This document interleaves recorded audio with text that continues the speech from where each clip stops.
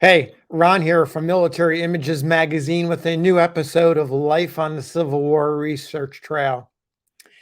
When I think back in time to the mid 1860s, late 1860s, into the 1870s and the latter part of the 19th century, I imagine yourself in walking through any town, large town, big city, small village, wherever you were in the country, whatever size location you're in, more than likely in that town, on the streets, maybe in a saloon, maybe in a hotel, any place of business, a general store, or if you're out in the country in the farm, you would see men who were missing an arm, missing a leg, wearing an eye patch like the gentleman here.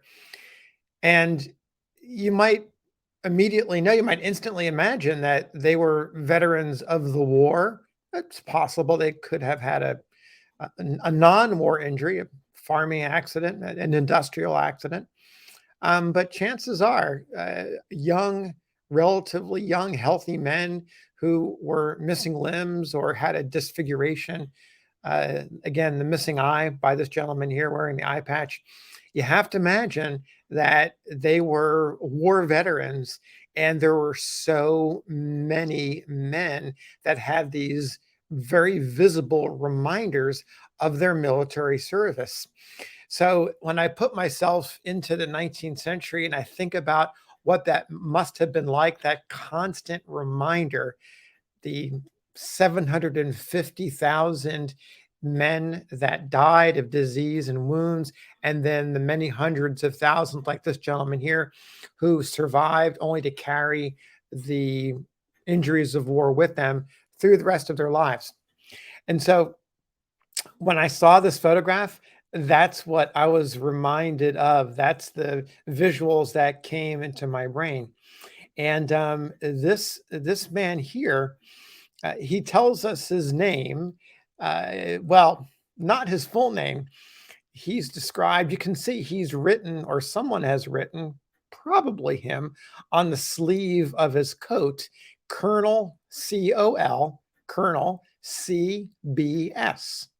Of course, it's long before the television network. So we have Colonel C.B.S. And then written along the drapery, you can see just above his hat says Bellows Falls, Vermont, 1869. So we have a couple of clues here to give us some hint of who this man was. We have the initials C.B.S. We have the rank of colonel, which could have been his actual rank, or it could have been a brevet or honorary rank given to him after the war. And then we know that he was connected in some way to Bellows Falls, Vermont in the year 1869.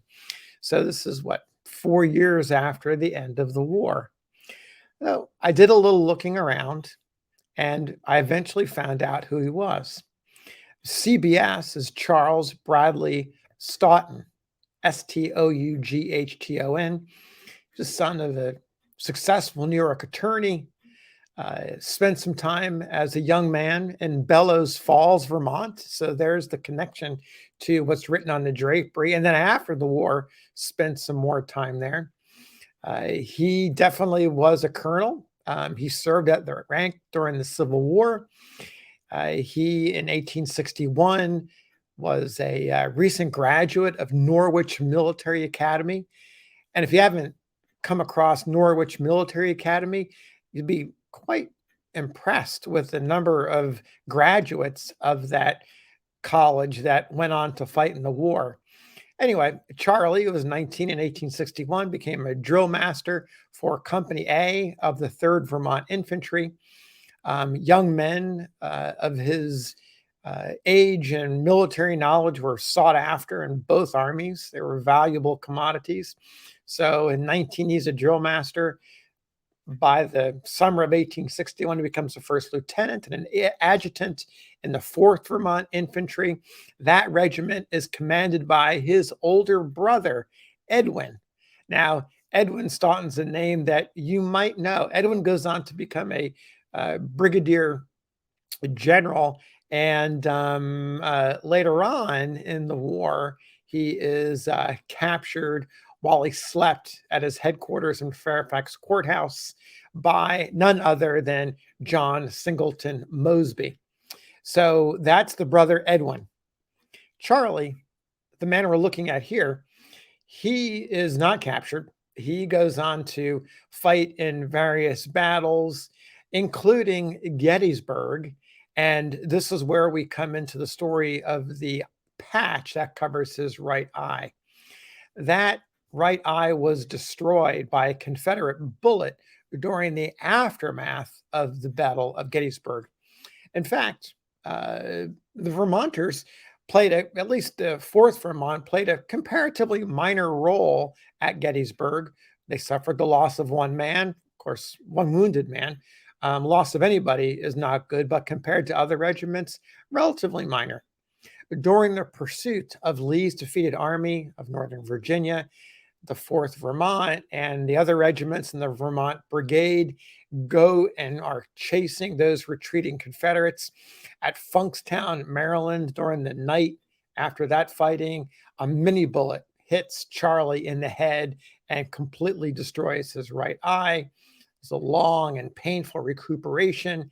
He ultimately resigns in early 1864, and he leaves the military as a full colonel and a brevet rank of brigadier general for his gallantry. He goes on to New York, studies law, and he's pictured here about that time. Uh, has his photograph made, and of course, gives this out to friends and family. We don't know who he gave this particular image to, but he certainly signed it Colonel C.B.S., Bellows Falls, Vermont, 1869. He lived a relatively long life. He died in 1898 at age 56 of consumption. It's the same illness, by the way, that claimed the life of his older brother, Edwin, the one who was captured by Mosby. Edwin died in 1868. So Charlie lived a good long life compared to his brother.